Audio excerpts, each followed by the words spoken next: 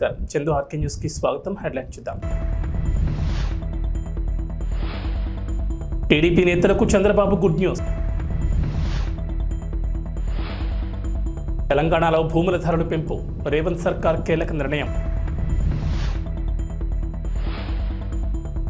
అమరావతి నిర్మాణంపై నారాయణ కీలక ప్రకటన, మంత్రిగా బాధ్యతలు చేపట్టగానే రాజధాని ప్లాన్ వెల్లడి. తిరుమలలో రద్దీ, భక్తులతో నిండిపోయిన క్యూ కాంప్లెక్స్లు, కిలోమీటర్ల మేర బారులు తీరిన భక్తులు. ఆంధ్రప్రదేశ్లో 5 ఏళ్ల తర్వాత టీడీపీ అధికారంలోకి వచ్చింది. 2019 ఎన్నికల్లో ఘోర ఓటమి తర్వాత తెలుగు తమ్ముళ్లు డీలా పడిపోయారు. అయితే చంద్రబాబు సారథ్యంలో మళ్లీ బౌన్స్ బ్యాక్ అయిన తెలుగుదేశం పార్టీ జనసేన బీజేపీలతో కలిసి మరోసారి అధికారంలోకి వచ్చింది. చంద్రబాబును ముఖ్యమంత్రిగా చూసిన కార్యకర్తలు, అభిమానులు, నేతలు ఆనందంలో మునిగిపోతున్నారు. అలాగే ఇన్ని రోజులు తాము పడిన కష్టానికి ప్రతిఫలం దక్కుతుందని నేతల నుంచి కార్యకర్తల వరకు ఆశిస్తున్నారు. ఈ క్రమంలోనే మంగళగిరిలోని టీడీపీ కార్యాలయాన్ని సందర్శించిన సీఎం చంద్రబాబు నాయుడు తెలుగు తమ్ముళ్లకు గుడ్ న్యూస్ చెప్పారు. ఏపీ ముఖ్యమంత్రి చంద్రబాబు నాయుడు శనివారం మంగళగిరిలోని ఎన్టీఆర్ భవన్ను సందర్శించారు. ఈ సందర్భంగా పార్టీ నేతలతో టెలికాన్ఫరెన్స్ నిర్వహించారు. ఈ కార్యక్రమంలోని బూత్ స్థాయి కార్యకర్తల నుంచి ఎమ్మెల్యేలు, ఎంపీలు, మంత్రుల వరకు పాల్గొన్నారు. ఈ సందర్భంగా నామినేటెడ్ పదవులపై చంద్రబాబు కీలక ప్రకటన చేశారు. త్వరలోనే నామినేటెడ్ పదవులను భర్తీ చేస్తానని ప్రకటించారు. పార్టీ కోసం కష్టపడిన వారికి నామినేటెడ్ పదవులు కట్టబెడతామని నేతలకు హామీ ఇచ్చారు. క్షేత్రస్థాయి నుంచి పార్టీ విజయం కోసం ఎవరు పనిచేస్తారనే దానిపై వివరాలు సేకరిస్తున్నట్లు చెప్పారు. అలాగే మూతపడిన అన్నా క్యాంటీన్లను 100 రోజులుగా తెరుస్తామని చంద్రబాబు స్పష్టం చేశారు.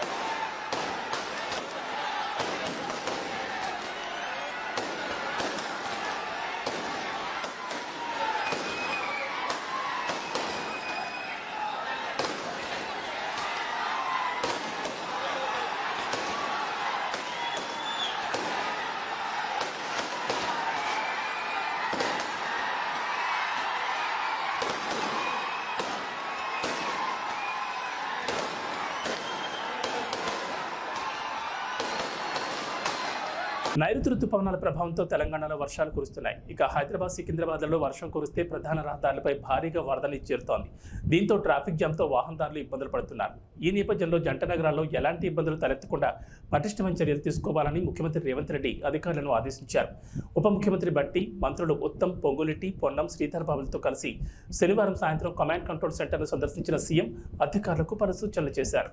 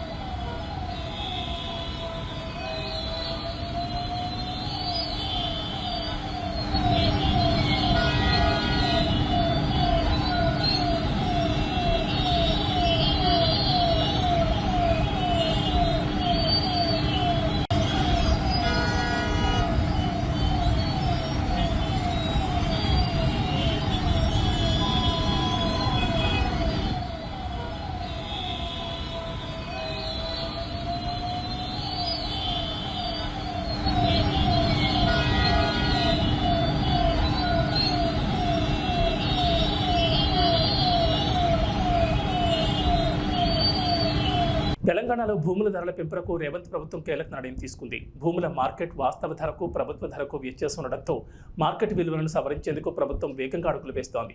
ఈ మేరకు రాష్ట్రంలో ఆగస్టు 1వ తేదీ నుంచి వ్యవసాయేతర భూములు, స్థిరాస్తుల కొత్త రిజిస్ట్రేషన్ల ఛార్జీలు అమల్లోకి రానున్నాయి. రాష్ట్రంలో భూముల మార్కెట్ విలువలను సవరించేందుకు రేవంత్ ప్రభుత్వం ఇటీవల నిర్ణయించిన విషయం తెలిసిందే. సీఎం రేవంత్ అధికారులతో సమీక్ష నిర్వహించి కీలక ఆదేశాలు జారీ చేశారు. అందులో భాగంగా క్షేత్రస్థాయిలో విలువను అంచనా వేసేందుకు స్టాంపులు రిజిస్ట్రేషన్ల శాఖ కార్యాచరణ ప్రారంభించింది. పాత మార్కెట్ విలువను సవరించి కొత్త విలువను అమల్లోకి తెచ్చేందుకు ఉన్న పరిస్థితులపై అధికారులు అధ్యయనం చేయనున్నారు. ఈ నెల 18న అదనపు కలెక్టర్లు, ఆర్డీఓలతో ఈ శాఖ అధికారులు ప్రైమరీ మీటింగ్ నిర్వహించి కార్యక్రమాన్ని షురూ చేయనున్నారు. దశల వారీగా పరిశీలన పూర్తి చేసి జూలై 1న కొత్త రిజిస్ట్రేషన్ ఛార్జీలను ఫైనల్ చేయనున్నారు. ఆ తర్వాత పలు దశల్లో పరిశీలన పూర్తి చేసి తుది మార్కెట్ విలువలను ఖరారు చేయనున్నట్లు ప్రభుత్వ వర్గాలు వెల్లడించాయి. ఈ నెల 19 నుంచి ఏపీ అసెంబ్లీ సమావేశాలు జరగబోతున్నాయి. ఆంధ్రప్రదేశ్లో కొత్త ప్రభుత్వానికి సంబంధించి పనులు శరవేగంగా జరిగిపోతున్నాయి. ఈ నెల 12వ తేదీన ఆంధ్ర రాష్ట్ర ముఖ్యమంత్రిగా నారా చంద్రబాబు నాయుడు ప్రమాణ స్వీకారం చేసిన విషయం తెలిసిందే. నారా చంద్రబాబు నాయుడు అనే నేను శాసనం ద్వారా నిర్మితమైన భారత రాజ్యాంగం పట్ల నిజమైన విశ్వాసం, విధేయత చూపుతానని, భారతదేశ సార్వభౌమాధికారాన్ని, సమగ్రతను కాపాడుతానని, ఆంధ్రప్రదేశ్ రాష్ట్ర ముఖ్యమంత్రిగా నా కర్తవ్యాలను శ్రద్ధతో, అంతఃకరణ శుద్ధితో నిర్వహిస్తానని, భయం గాని, పక్షపాతం గాని, రాగద్వేషాలు గాని లేకుండా రాజ్యాంగాన్ని, శాసనాలను అనుసరించి ప్రజలందరికీ న్యాయం చేకూరుస్తానని దైవ సాక్షిగా ప్రమాణం చేస్తున్నాను. ఏపీలో తెలుగుదేశం పార్టీ నాయకత్వంలోని కూటమి అధికారంలోకి రావడంతో రాజధాని అమరావతికి మళ్లీ మంచి రోజులు వస్తున్నాయి. 5 ఏళ్ల పాటు అభివృద్ధికి దూరంగా ఉండిపోయిన అమరావతి పనుల్లో కదలిక కనిపిస్తోంది. 3 రాజధానుల పేరిట గత సర్కార్ రాజధాని నిర్మాణ విషయంలో తాత్సారం చేయగా చంద్రబాబు సీఎంగా పగ్గాలు చేపట్టిన వెంటనే రాజధాని అమరావతి మాత్రమేనంటూ స్పష్టమైన ప్రకటన చేశారు. 2014లో చంద్రబాబు నాయుడు ప్రభుత్వంలో మున్సిపల్ శాఖ బాధ్యతలు చేపట్టిన మంత్రి నారాయణకే మరోసారి ఆ శాఖ బాధ్యతలు అప్పగించారు. అప్పట్లో రాజధాని అమరావతికి సంబంధించిన వ్యవహారాలను పర్యవేక్షించిన నారాయణ మరోసారి ఆ బాధ్యతలను భుజానికి ఎత్తుకున్నారు. నారాయణ పట్టణాభివృద్ధి శాఖ మంత్రిగా ఆదివారం బాధ్యతలు చేపట్టారు. ఈ సందర్భంగా రాజధాని ప్రాంత రైతులు, జేఏసీ నేతలు ఆయన్ను అభినందించారు. నోటిఫికేషన్ ఇస్తే 2015 ఫిబ్రవరి 28వ తేదీ అర్ధరాత్రికి 34,000 ఎకరాలని ఒక చిన్న లిటికేషన్ కూడా లేకుండా రాజధాని కట్టడానికి రైతులు ఇచ్చారు. అది మా ముఖ్యమంత్రి గారి మీద నమ్మకంతో ఇక్కడ ఒక మంచి క్యాపిటల్ డెవలప్ చేస్తాం అనే ఉద్దేశం తెచ్చారు. రాష్ట్ర రాజధానికి ఇచ్చారు. అట్లాంటి రాష్ట్ర రాజధాని యాక్చువల్గా గత ప్రభుత్వం పూర్తిగా నిర్విరామం చేసి 3 రాజధానులు అంటూ మూడు ముక్కలాట ఆడి పూర్తిగా నాశనం చేశారు. రైతులకు ఇవ్వాల్సిన కౌలు గీవులు కూడా సరిగా ఇవ్వక వాళ్ళకి నానా ఇబ్బందులు పెట్టారు. ఏదేమైనప్పటికీ ప్రజలు ఈ అరాచక పాలన చూసి విసిగిపోయి ఈరోజు ఎన్డీఏ కూటమికి 164 సీట్లు ఇచ్చారు. ముఖ్యమంత్రి గారు ఒకటే చెప్పారు, మళ్ళీ ఈ శాఖ నాకు ఇచ్చి, గతంలో ఈ శాఖ నిర్వహించావు, నీకు అనుభవం ఉంది, ఆ అనుభవంతో దీన్ని ప్రపంచంలో టాప్ 5 రాజధానిలో ఒకటి చేయాలా, ఇక్కడ కట్టే రాజధాని వల్ల రాష్ట్రంలోని 13 జిల్లాల యొక్క ఆర్థిక స్థితి పెరగాలి అని ఇచ్చారు. ఖచ్చితంగా నేను యాక్చువల్గా మంత్రిగా స్వీకరించినప్పటి నుంచి నేను స్టడీ చేస్తూ ఉన్నాను. గత అనుభవం 2014 నుంచి 19 దాకా నేను చేసిన స్టడీ అంటే అప్పుడు ఆంధ్రప్రదేశ్ డిప్యూటీ సీఎం పవన్ కళ్యాణ్ మంత్రివర్గంలో తాను కేటాయించిన శాఖలపై స్పందించారు. దీనికి సంబంధించి సుదీర్ఘమైన పత్రికా ప్రకటన విడుదల చేశారు. చంద్రబాబు మంత్రివర్గంలో పంచాయతీరాజ్, గ్రామీణాభివృద్ధి, గ్రామీణ నీటి సరఫరా, అటవీ, పర్యావరణం, సైన్స్ అండ్ టెక్నాలజీ శాఖలను పవన్ కళ్యాణ్ కేటాయించారు. ఈ నేపథ్యంలో మంత్రిగా తాను చేయబోయే పనులు, తన ప్రాధాన్యాలను పవన్ కళ్యాణ్ వివరించారు. సీఎం చంద్రబాబు తన కేటాయించిన శాఖలన్నీ తన మనసుకు, జనసేన మూల సిద్ధాంతాలకు చాలా దగ్గరగా ఉన్నాయని పవన్ కళ్యాణ్ చెప్పుకొచ్చారు. మంత్రిత్వ శాఖలపై సంతోషం వ్యక్తం చేశారు. ఆంధ్రప్రదేశ్ రాష్ట్ర ఉప ముఖ్యమంత్రిగా తాను నిర్వర్తించబోయే శాఖలు తన మనసుకు, జనసేన మూల సిద్ధాంతాలకు చాలా దగ్గరగా ఉన్నాయన్నారు. ఈ బాధ్యతలు సంతోషం కలిగిస్తున్నాయన్నారు. పంచాయతీరాజ్, గ్రామీణాభివృద్ధి, గ్రామీణ నీటి సరఫరా, పర్యావరణం, అటవీ, శాస్త్ర సాంకేతిక శాఖలన్నీ ప్రజలకు ప్రత్యక్షంగా ఉపయోగపడేవి, ప్రభుత్వాన్ని ప్రజల దగ్గరకు చేర్చేవిగా నేను భావిస్తున్నానన్నారు. 2008 నుంచి ప్రత్యక్ష రాజకీయాల్లో ఉన్న తాను ఉభయ తెలుగు రాష్ట్రాల్లో విస్తృతంగా పర్యటించారన్నారు. 2019 ఎన్నికలకు ముందు ప్రజా సమస్యలపై అవగాహన, మౌలిక సదుపాయాల కల్పనపై అధ్యయనం కోసం ప్రజా పోరాట యాత్రను తలపెట్టానని పవన్ కళ్యాణ్ తెలిపారు. రాష్ట్ర వైద్య ఆరోగ్య శాఖ మంత్రి సత్యకుమార్ కుటుంబ సమేతంగా ఇంద్రకీలాద్రిపై కొలువుదీరిన శ్రీ దుర్గా మల్లేశ్వర స్వామి దేవస్థానంలో కనకదుర్గమ్మ అమ్మవారిని దర్శించుకున్నారు. అనంతరం మంత్రిగా బాధ్యతలు స్వీకరించారు.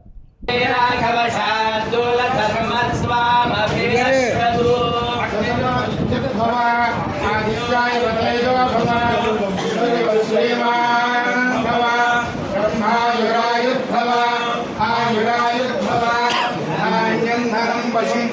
वज्रलाभकं शतसंवत्सरं दुर्गाम्बा देवतानुप्रसादेन द्रव्यापेक्षद्वारा मनोरथाः परिपूर्णा भवन्तु संकल्पसिद्धिरस्तु सर्वदा दिग्विजयमस्तु मनोरथाः परिपूर्णा भवन्तु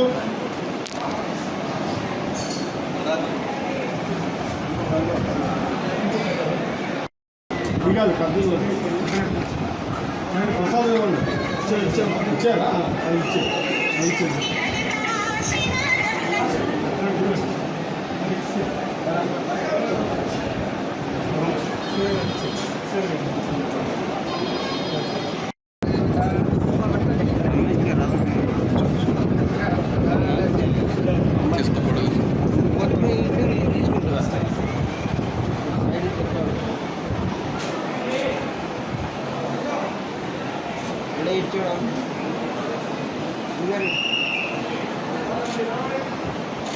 మొబైల్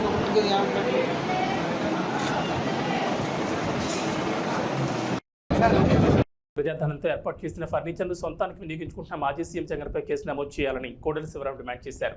జగన్ తాడేపల్లి లోటస్ పాండ్లో ఇళ్ల మరమ్మతుల కోసం 18 కోట్లు ఖర్చు చేశారని ఆరోపించారు.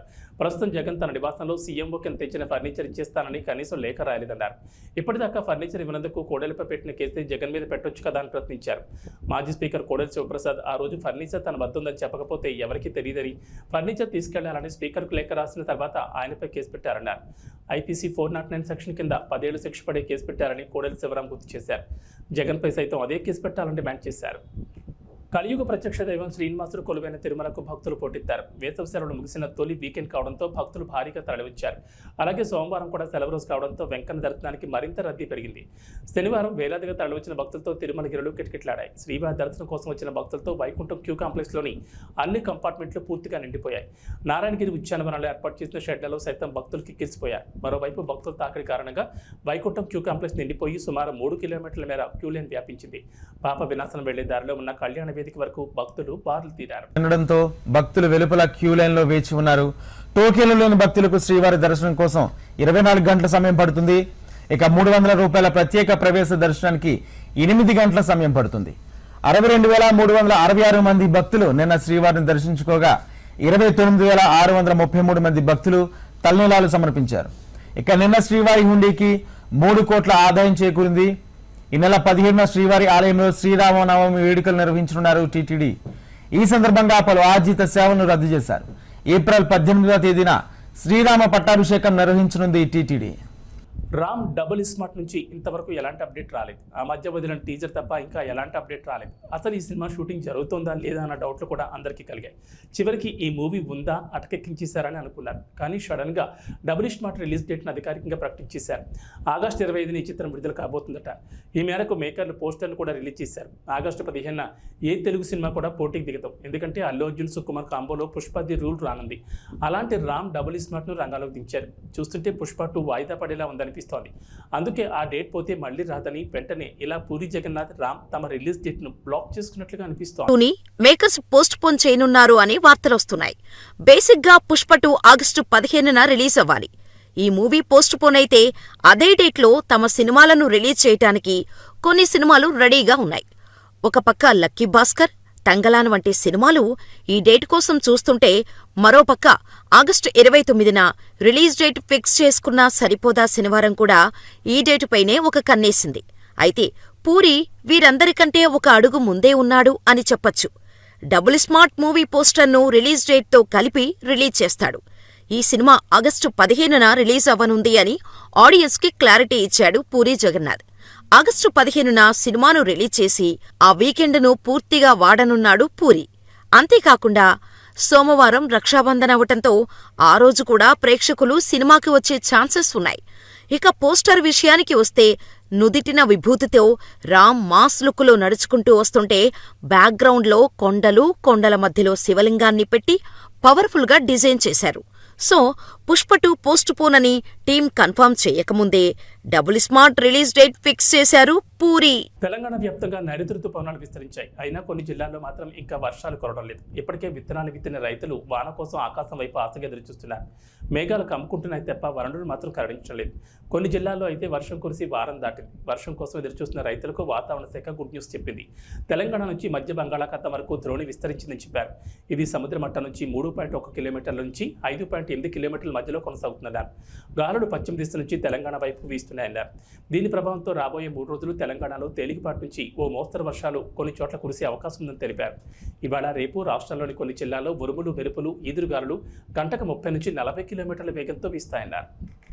భగభగలు కురిపించగా ఆ తర్వాత వాతావరణం ఒక్కసారిగా మారిపోయింది. ఆకాశంలో క్యూములోనింబస్ మేఘాలు కమ్ముకుని ఆకాశానికి చిల్లు పడిందా అన్నట్టుగా భారీ ఎత్తున వర్షం కురిసింది. ఉరుములు, మెరుపులతో పాటు ఈదురుగాలులతో వర్షం కురిసింది. దీంతో భాగ్యనగరం మొత్తం తడిసి ముద్దయింది. రోడ్లన్నీ వర్షపు నీటితో నిండిపోయాయి. పలు చోట్లలో రహదారులపై పెద్ద ఎత్తున నీరు నిలిచిపోవడంతో భారీగా ట్రాఫిక్ జామ్ అయింది.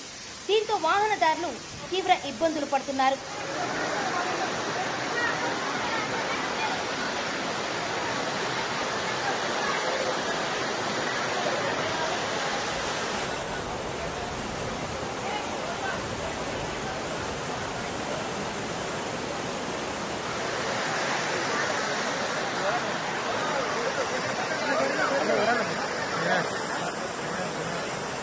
Jubilee hills, Banjara hills, Panjagutta, Kukatpally, Nizampet, Jeedimetla, Secunderabad, Uppal, Jagadgirigutta, Balanagar, Medchal, Keesara తదితర ప్రాంతాల్లో ఈదురుగాలులతో కూడిన వర్షం కురిసింది. అయితే నగరంలో రాగల మరికొద్ది గంటల్లో భారీ వర్షం కురిసే అవకాశం ఉండటంతో నగరవాసులు అప్రమత్తంగా ఉండాలని జీహెచ్ఎంసీ హెచ్చరికలు జారీ చేసింది. బలమైన ఈదురుగాలులు వీచే అవకాశం ఉందని, ఇప్పటికే వర్షం తీవ్రతతో రోడ్లపై వాహనాలు పెద్ద ఎత్తున నిలిచిపోవడంతో అవసరమైతే తప్ప బయటికి రావద్దని అధికారులు సూచించారు. అలాగే లోతట్టు ప్రాంతాల ప్రజలు అప్రమత్తంగా ఉండాలని హెచ్చరించారు.